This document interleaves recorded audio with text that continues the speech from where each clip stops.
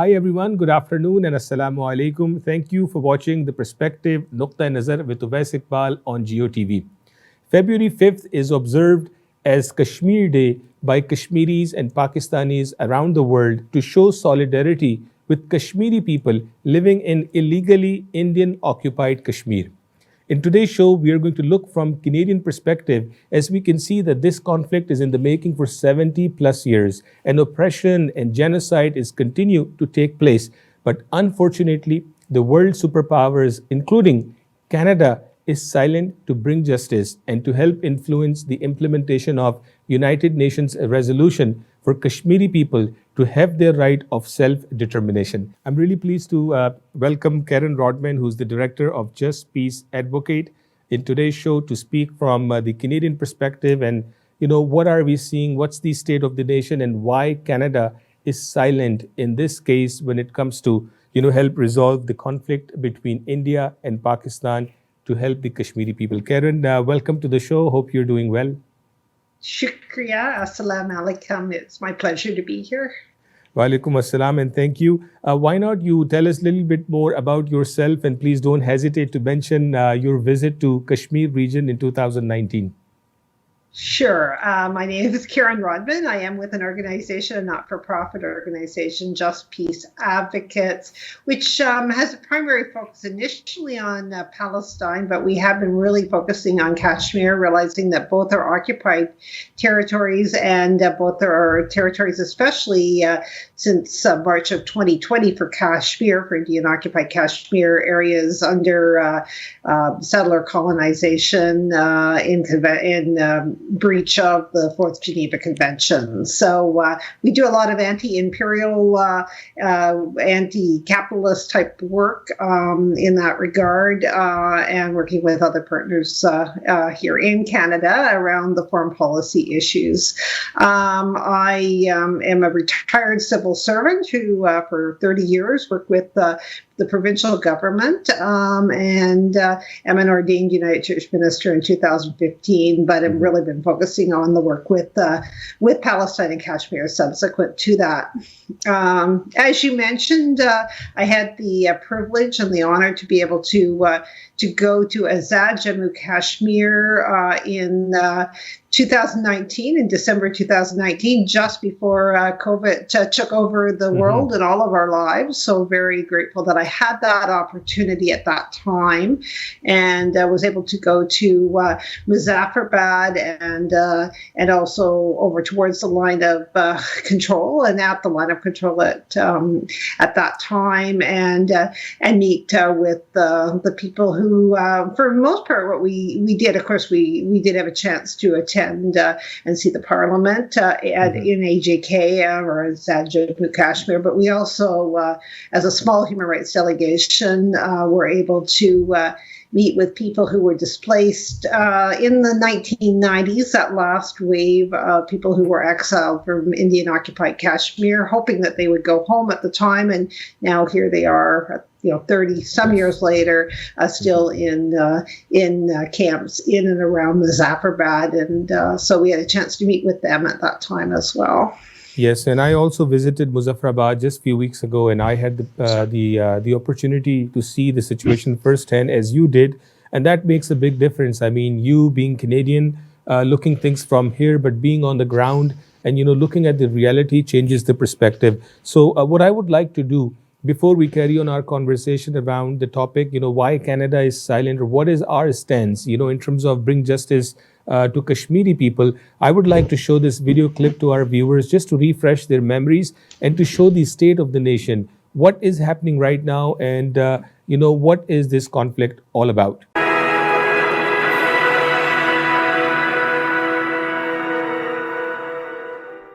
Every year, on 5th February, Pakistanis and Kashmiris from Azad Kashmir and all over the world celebrate Kashmir Day to show solidarity with their Kashmiri brothers. The purpose of celebrating this day is to remind United Nations and the international community that why are the promises made to Kashmiris on the biggest platform of the world still unfulfilled. On this day, Pakistanis and Kashmiris form a human chain to convey a message to the whole world that the Pakistanis and Kashmiris living on both sides of the line of control are one and no power on earth can separate them. The Indian occupation of Kashmir is not only illegal but also against nature, as 80% of the Kashmiri population is Muslim, and according to the rules of division of subcontinent, it was natural for Kashmir to be part of Pakistan.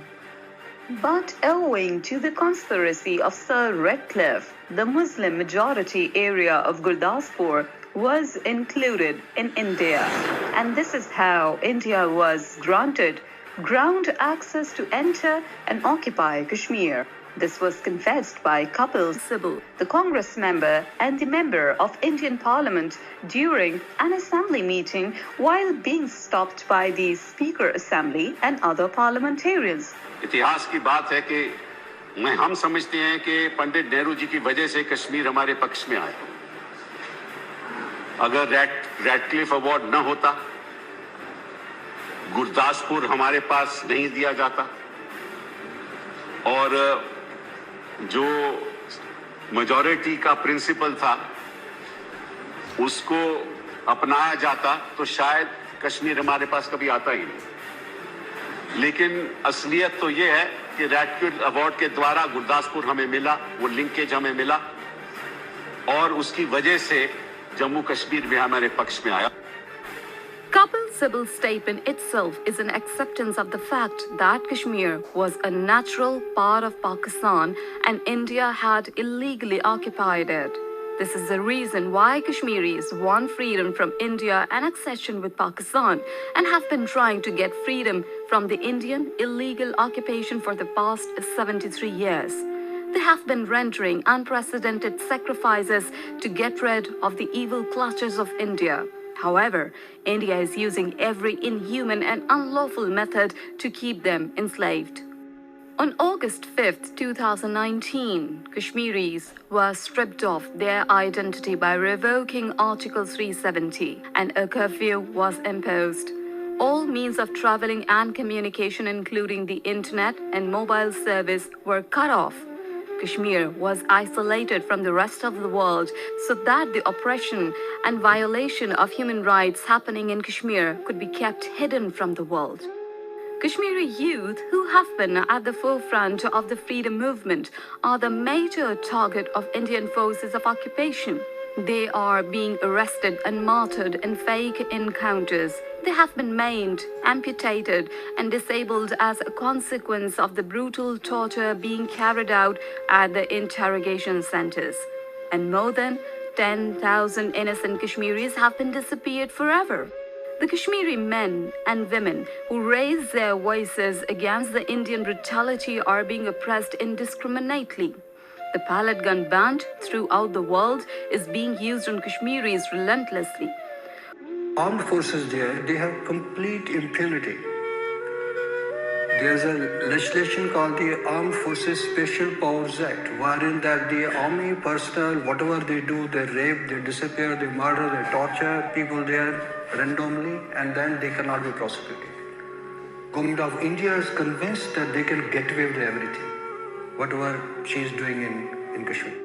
The occupation forces stepped up the genocide of the Kashmiri populace through fake encounters in the name of in courts with so-called terrorists. The increasing acts of state terrorism have further strengthened Kashmiris' belief that their survival is linked with Pakistan. Russell Tribunal on Kashmir, held recently in Sarajevo, Bosnia and Herzegovina, is a positive development, and it has proved a new hope for Kashmiris.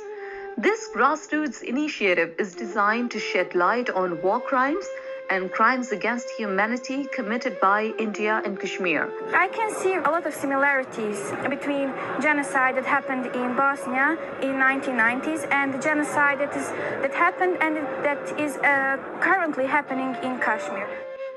Another positive development from Kashmiri's viewpoint in December 2021 was the United Nations General Assembly in New York adopted with consensus a Pakistan-sponsored resolution titled Universal Realization of the Right of the Peoples to Self-Determination, which unequivocally supports the right to self-determination for all peoples under subjugation, alien domination, and foreign occupation, including those of Indian-occupied Kashmir.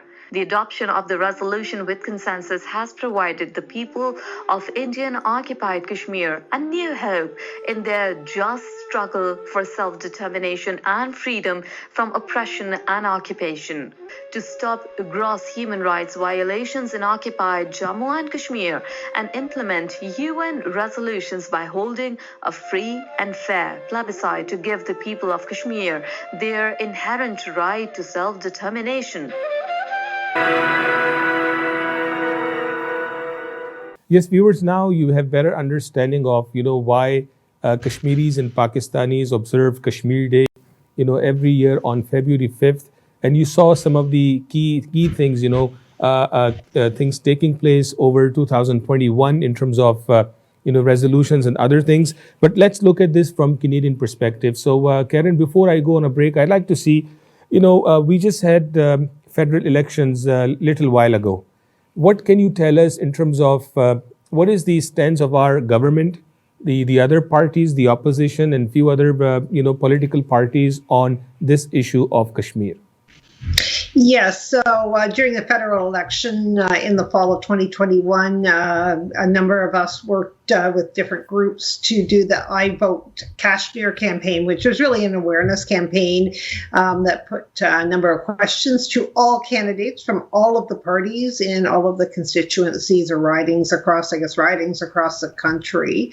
And we did get a response from the Bloc Québécois party that was quite positive at that time. And we did also get responses from a number of people candidates running for the NDP and the Green Party, although none of those particular individuals did secure a seat during the election. But it was important because, we ended up with people volunteering across Canada to be in touch with their individual people running in their ridings in about a third of the ridings across the country, as well as the outreach that we did to everyone. So I think a lot of it was about awareness, and certainly some of the people who are running were very, very aware of the Kashmir situation. Others, I'm sure it wasn't even something they had really heard about before. Our parliament has been very, very silent. There really hadn't been mention of Kashmir in parliament since the early 2000s, almost 20 years ago, until three parliamentary petitions were put forward in, I guess that was 2020, by three parties. It was the Liberal, the NDP, and Conservative all did put petitions forward, but the responses back from the Liberal government were certainly not adequate at the time. Not adequate at the time. So viewers, we'll take a quick break here. And anytime and every time when we see conflict happening, as Karen initially talked about, the issue of Palestine, the issue of Kashmir, and there are many other regions having similar challenges, the solution to these challenges lies under political solution, right? And that's why we need these governments to step up. And always we ask this question, what can I do as an individual? And this is what we will talk about after we come back from the break.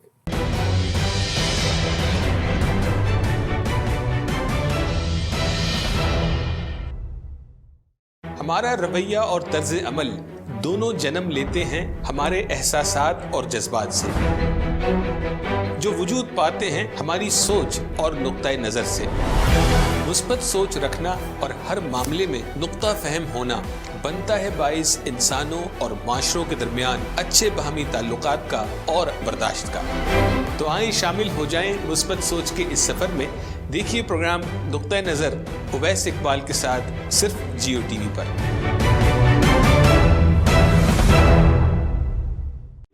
Are you purchasing a new home, looking to get a new mortgage, or renewing your existing mortgage? Kamran Qureshi is here to guide you through the mortgage approval process to get you the lowest available rates in the market. Kamran specializes in residential mortgages for primary or investment properties, refinancing for debt consolidation, serving the community for 17 years. For best mortgage rates and trusted advice, call Kamran Qureshi today at 647-280-6663.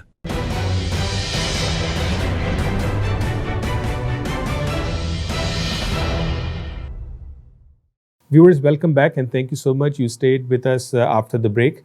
In today's show, we're talking about the Canadian perspective when it comes to the conflict of Kashmir between India and Pakistan, as February 5th is observed as Kashmir Day around the world by Kashmiris and Pakistanis to show solidarity with Kashmiri people in Kashmir. So Karan, you were talking about the responses from the different political parties, especially when we look at the Liberal Party, who's the governing party. You said their response was not adequate. Can you elaborate a bit more on it? I mean, did you guys reach out to PM office? Did you guys reach out to other people, those who are more influential and responsible in the government?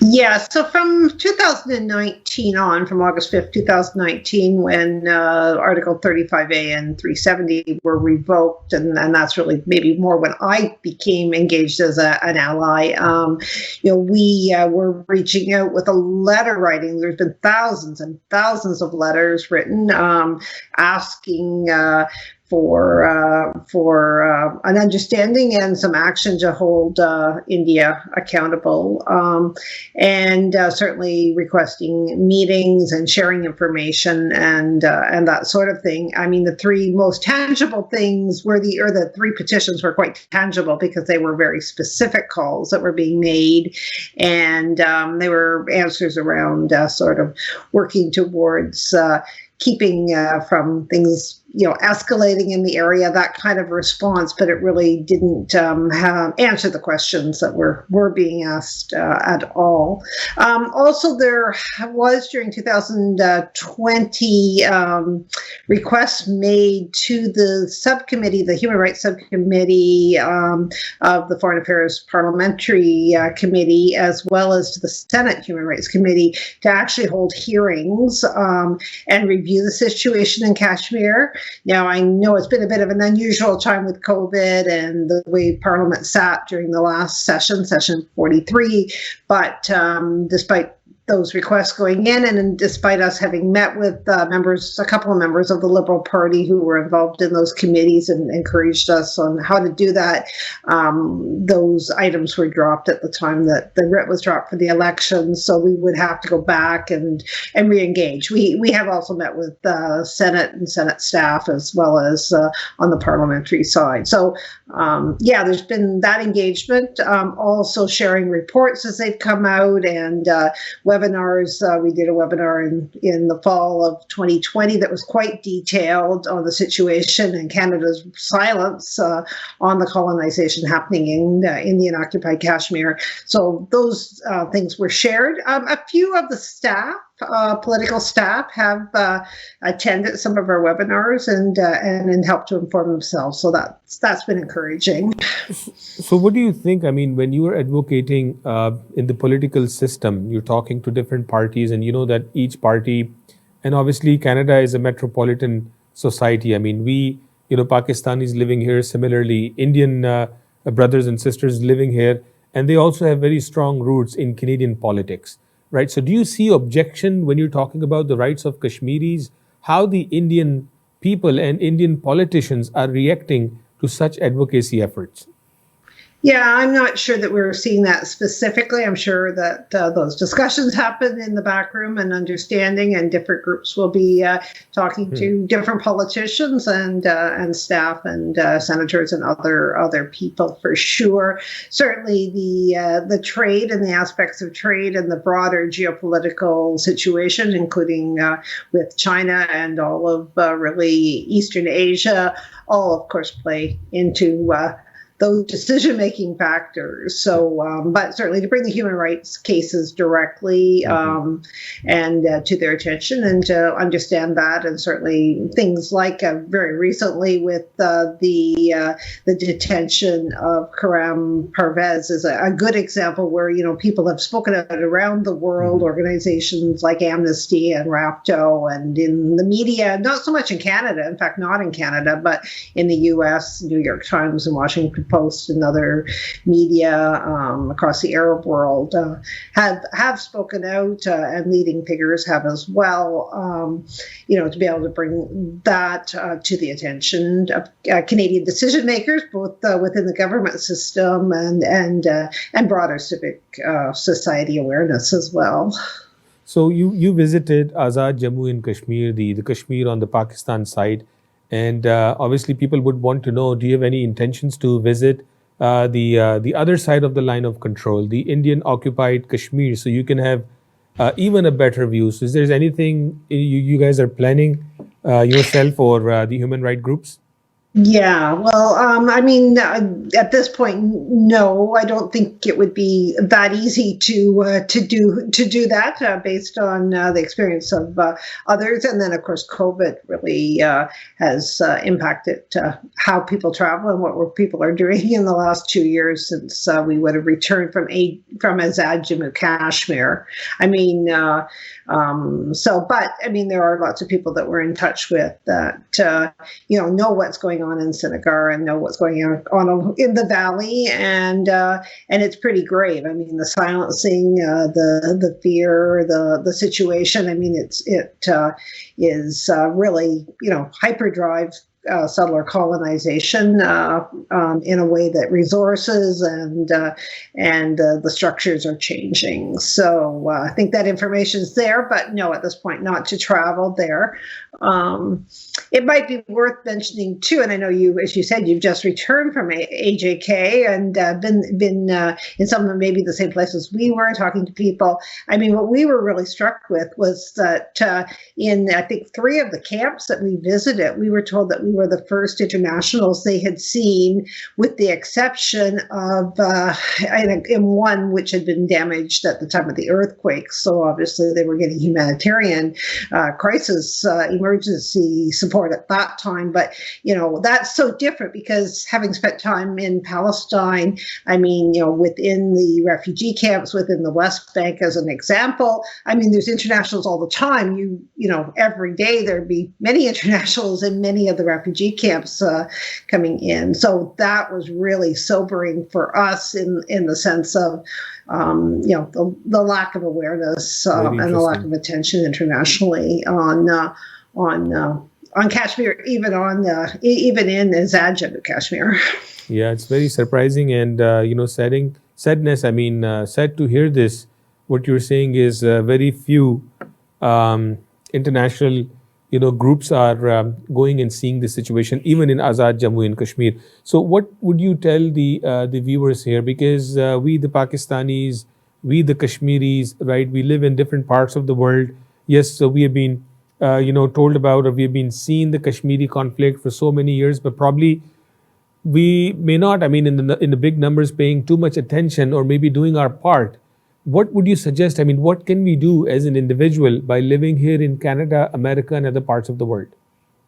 Yeah, well, for sure, because people understand the issue. I mean, I've had to kind of learn about the issue because it wasn't something that I was that aware of. But to be able to bring it to decision makers is really, really important. And I mean, I think there's lessons we can learn from watching with Palestine because certainly, you know, people have been able to bring the issue related to Palestine or other issues to their members of parliament. So I think, you know, to be able to share information, to have that dialogue, to keep it on the agenda is important. And in the case of Quebec and the Bloc Québécois, just to return to that point, I mean, they had very clearly indicated they had been in touch diplomatically with India around holding India accountable, and more than that, that they were prepared to consider a motion in Parliament in that regard. So since the election, they've been very quiet. We haven't been able to get that response. But I know this program is in English, but certainly for those who have connections with people in Quebec, that would be very, very important to have that dialogue, because there seems to be an awareness around the situation within the Bloc Québécois. For whatever reasons might be driving that, it would be important, I think, to keep that conversation going as well. Yeah. Excellent. Thank you so much, Karen. And on behalf of the community, we thank you for all your efforts, for your team, your group, that you are standing for the humanity.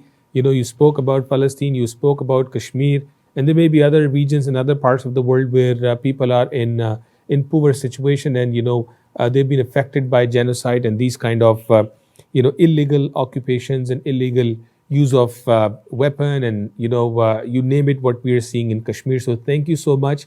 And the efforts you brought forward, you talked about Bloc Québécois, you talked about the advocacy you're doing within the Canadian governments. We certainly believe that one day they are going to deliver their fruit. It's now up to us that how can we stand together with you and other people, keep talking about the issue of Kashmir and making sure that right people are hearing from us. And you also touched upon very important point is we also need to make ourselves fully aware of this situation.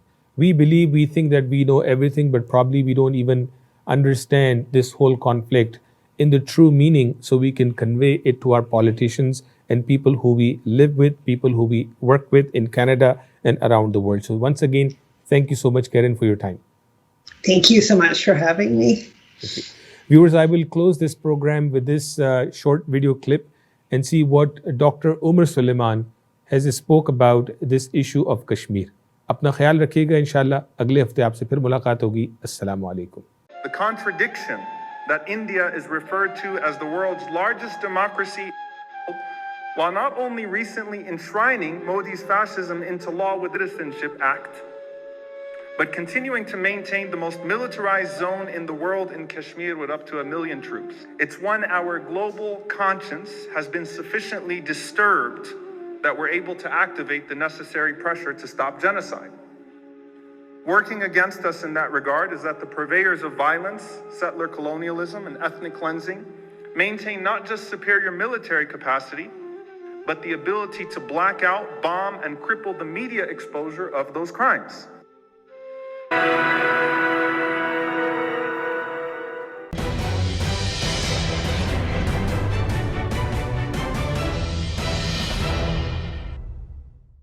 देखिए ई आवाज़ TV live तमाम IPTV boxes पर पाकिस्तानी या Urdu section में, या हमारी website visit कीजिए eawaz.com.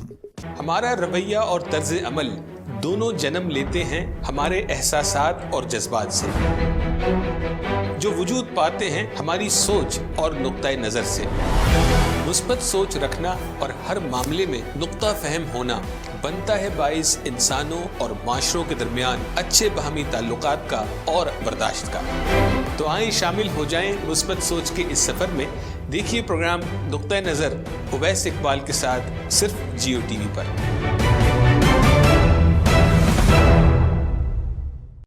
Are you purchasing a new home, looking to get a new mortgage, or renewing your existing mortgage? Kamran Qureshi is here to guide you through the mortgage approval process to get you the lowest available rates in the market. Kamran specializes in residential mortgages for primary or investment properties, refinancing for debt consolidation, serving the community for 17 years. For best mortgage rates and trusted advice, call Kamran Qureshi today at 647-280-6663.